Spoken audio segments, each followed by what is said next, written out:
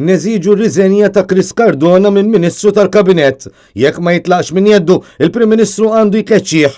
Inkella jerġa' jikkonferma li l-konfoffa biex tinħeba l-verità immexxija direttament minn Joseph Muscat.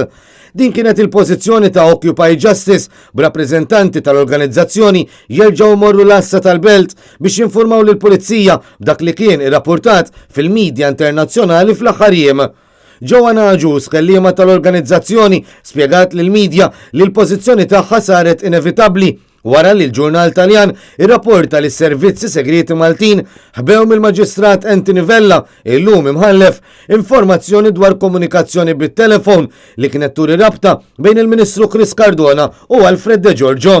L-organizzazzjoni qed tissostni li dan il-fatt u każ ieħor li perikola l-investigazzjonijiet kif ukoll sforzi koordinat biex ma tinstabx il-verità dwar kull min kien jaf minn qabel bil-qtil ta' Daphne Caruana Galizia u xi rwol seta' kellhom persuni involuti fil-politika.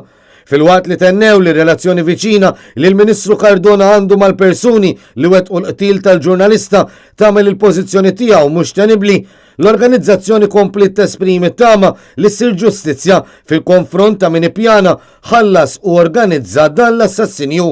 Fit-tmiem il-konferenza tal-aħbarijiet, ir-rappreżentanti ta' Occupy Justice daħlu fl-Assa tal-Belt biex jinformaw lill-Pulizija b'dak li ġie rappurtat fil-midja internazzjonali bit-tama li tittieħed azzjoni, bit-tama li jekk il-korp għandu l-provi li jwasluh għall-kriminali għandu jara li ssir ġustizzja.